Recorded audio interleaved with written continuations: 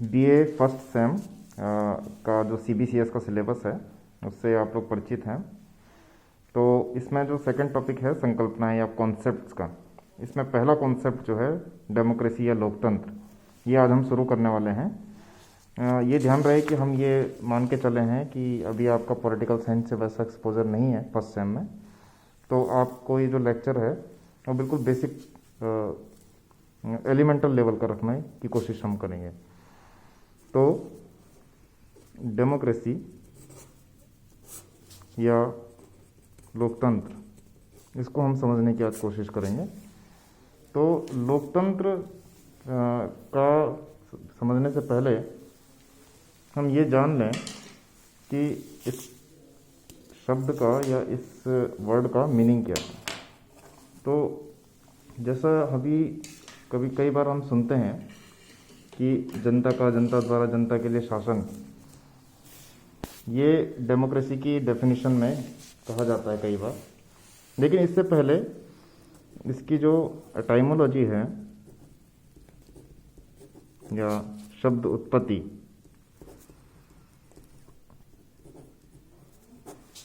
इसके बारे में थोड़ा सा जानकारी आपके पास होनी चाहिए।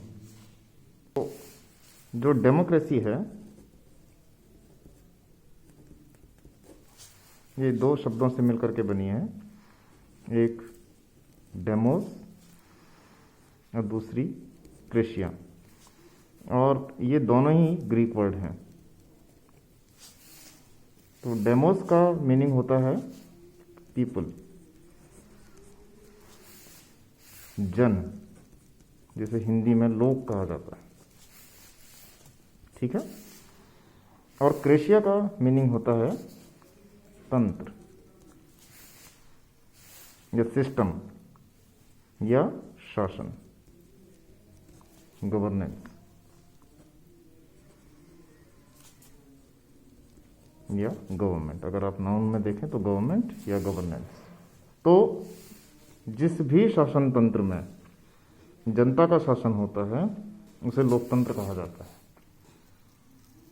क्योंकि हम ये मानते हैं कि लोकतंत्र में जनता का शासन सबसे महत्वपूर्ण होता है। तो इसका नाम जो ग्रीस देश का डेमोस शब्द है, जनता का शासन, उससे इसकी उत्पत्ति होती है। अब इसका भी एक इतिहास है कि प्राचीन ग्रीस में इस शब्द की उत्पत्ति क्यों हुई। क्या दुनिया के किसी और कोने में डेमोक्रेसी प्रचलित नहीं थी? तो ऐसा नहीं है। प्राचीन ग्रीस के अलावा भी प्राचीन भारत में डेमोक्रेसी प्रचलित थी, लेकिन क्योंकि जो वेस्टर्न सिविलाइजेशन है उसका एक बहुत बड़ा सोर्स, बहुत बड़ा स्रोत उसकी पढ़ाई का, उसकी अध्ययन का, वो ग्रीक सिविलाइजेशन रही है। इसलिए ये माना जाता है कि ग्रीक सिविलाइजेशन से ही जो डेमोक्रेसी का नोशन है, जो डेमोक्रेसी का कॉन्सेप्ट है, वो वेस्टर्न वर्ल्ड में गया। जबकि हमारे यहाँ प्राचीन भारत में स्वराज्य और गणतंत्र की जो संकल्पनाएं थी वो हमारे लिए नई नहीं थी। हमारे कई स्टेट जो है वो गणतांत्रिक स्टेट थे प्राचीन भारत में। तो हमको यहाँ पर ये ध्यान में रखना है कि Greek were the first people who actually exercise the power of democracy. आपको ये जान के भी बड़ा आश्चर्य होगा कि जो बुलेट शब्द है, यानी कि जिसको आप कहते हैं ना गोली, बंदूक की जो बुलेट होती है, और जो बैलेट होता है, बैलेट मतलब मतपत्र,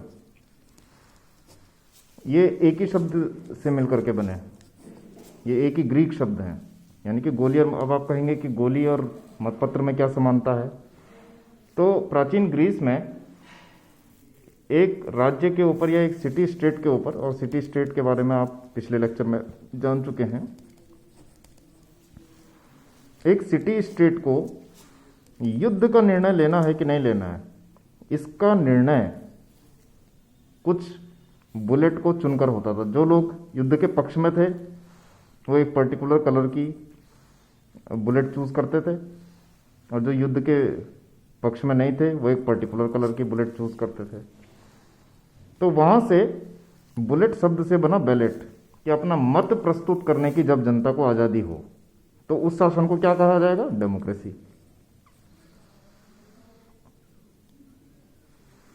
यानी कि आपको अपना शासन चुनने की, अपना मत स्थापित करने की आजादी है। तो इस तरीके से ग्रीक लोगों ने जनता को अधिकार दिए ये अपना मत प्रस्तुत करने के, कि क्या आप सोचते हैं कि गवर्नेंस में क्या होना चाहिए। और इससे पहले के लेक्चर में भी आप ये जान चुके हैं कि एंशियंट ग्रीस में हेलिया और एक्लेशिया नाम की दो संस्थाएं थी, जिनका काम की जुडिशियल एडमिनिस्ट्रेशन और जनरल एडमिनिस्ट्रेशन था। तो कहा जा सकता है कि Greek were the first people who actually ensured the participation of common people in governance, or at least according to Western philosophers, Western thinkers. तो कहा जा सकता है कि जो डेमोक्रेसी का जो नोशन है वो काफ़ी पुराना है, और चूंकि ग्रीस से इसकी उत्पत्ति हुई है तो डेमोस यानी कि जनता और शासन क्रेशिया, इट मेक परफेक्ट सेंस। अब कुछ डेफिनेशंस इसकी देख लेते हैं, या परिभाषाएं।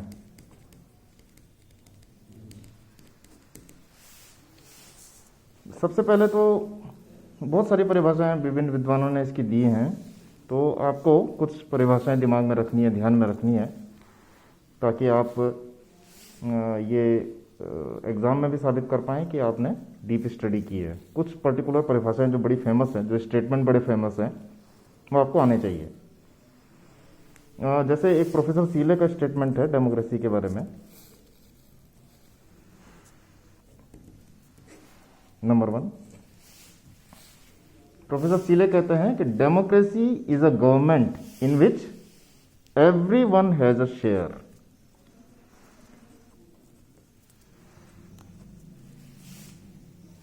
एवरीवन हैज अ शेयर, ये प्रोफेसर सीले की स्टेटमेंट है। हिंदी में कैसे लिखेंगे इसको? कि लोकतंत्र वह शासन व्यवस्था है जिसमें प्रत्येक व्यक्ति का भाग होता है।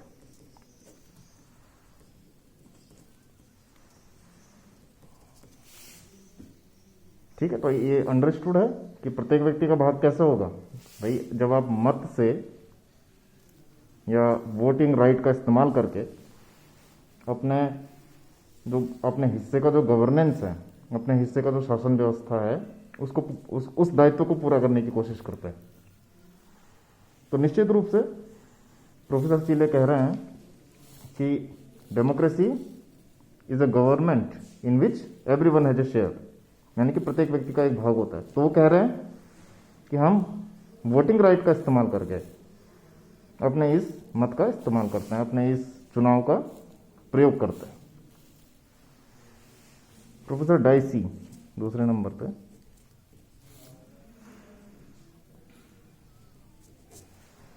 डाइसी, इनकी भी डेफिनेशन इंपॉर्टेंट है, आपको ध्यान रखनी चाहिए।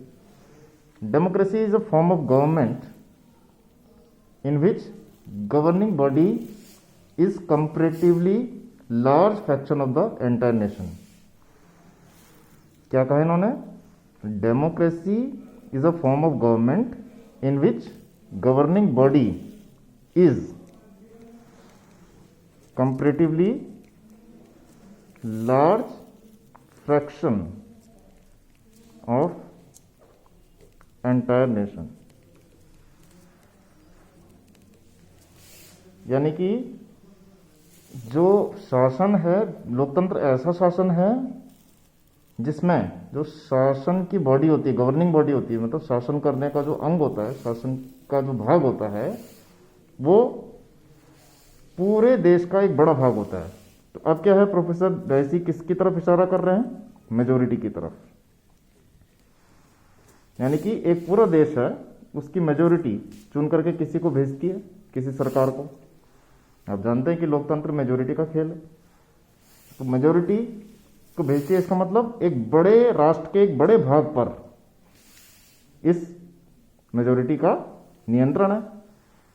तो प्रोफेसर डाइसी ने डेमोक्रेसी में जो मेजोरिटी का पॉइंट है वो दिखाने की कोशिश की। ठीक है। तीसरी डेफिनेशन बड़ी फेमस है, आप जानते हैं, अब्राहम लिंकन की। लिंकन, ये सभी को ज़्यादातर पता ही होती है कि 1863 में गेट्सबर्ग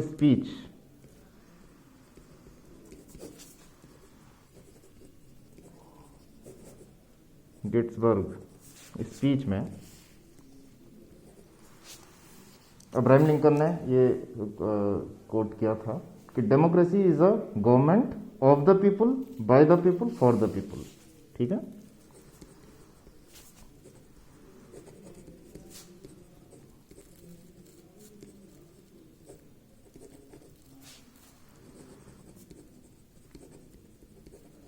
कि लोकतंत्र ऐसी शासन व्यवस्था है जो जनता द्वारा तथा जनता के लिए शासन व्यवस्था है। ठीक है। कि ये एक ऐसी शासन व्यवस्था है जो जनता द्वारा जनता के लिए एक शासन व्यवस्था है। अब लिंकन ये बात क्यों कह रहे थे? असल में अगर आप इसकी थोड़ी सी बैकग्राउंड देखें इस स्टेटमेंट की, तो अमेरिका में उस समय सिविल वॉर चल रहा था। तो सिविल वॉर के दौरान अब्राहम लिंकन ने अपने जो अपना एक सपोर्ट है वो गेन करने के लिए जगह जगह पे स्पीच दी और सभाएं की। तो उस समय इन्होंने ये डेफिनेशन दी थी। लेकिन आप ये भी ध्यान रखें कि ये डेफिनेशन लिंकन की ओरिजिनल नहीं थी, बल्कि एक ग्रीक फिलोसोफर था क्लेओन, उसका बोला हुआ कोट कर रहे थे अब्राहम लिंकन। ठीक है। अब एक बड़ा फेमस स्कॉलर है John Stuart Mill, J.S. Mill.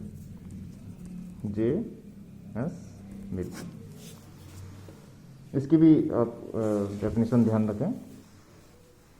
In democracy the whole people or some numerous portion of them exercise the governing power through deputies. क्या कहा इन्होंने? Exercise the governing power through deputies. अब इसका क्या मतलब हुआ? देखें, ये जनता है किसी एक राष्ट्र की, ये डायरेक्ट चुन करके संसद में तो जाती नहीं है, पार्लियामेंट में, बल्कि ये क्या करती है? अपने डेपुटीज को चुनती है, यानी कि रिप्रेजेंटेटर को,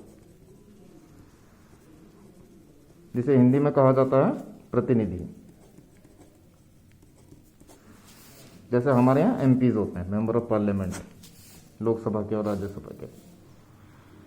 तो मिल जो इशारा कर रहे हैं वो क्या कर रहे हैं कि the whole people of some numerous portion of them exercise the governing power through deputies periodically elected by themselves. Periodically elected by themselves, कि जनता शासन की पावर का इस्तेमाल करती है कैसे? थ्रू इट्स डिप्यूटीज, अपने प्रतिनिधियों के माध्यम से जनता शासन की शक्ति का प्रयोग करती है। ठीक है। तो मिल किसकी तरफ इशारा कर रहे हैं? प्रतिनिध्यात्मक लोकतंत्र, रिप्रेजेंटेटिव डेमोक्रेसी की तरफ। एक तो होती है डायरेक्ट डेमोक्रेसी, जैसे स्विट्जरलैंड में है कि जनता शासन में भाग लेती है, और एक होती है प्रतिनिध्यात्मक या इनडायरेक्ट डेमोक्रेसी, जैसे हमारे देश में है, ब्रिटेन में है, कनाडा में है, यूएस में है। ठीक है। लॉर्ड ब्राइस, लास्ट डेफिनेशन हम देख लेते हैं लॉर्ड डेमोक्रेसी की, लॉर्ड ब्राइस की। ब्राइस ये कहते हैं कि democracy really means nothing more or less than rule of whole people expressing their sovereign by the will of their votes. एक बार इन्होंने ये भी कहा है कि लोकतंत्र में शासन शक्ति किसी विशेष वर्ग के हाथ में न होकर समूची जनता के हाथ में होती है। That's mean in democracy the real power lies in hands of entire people.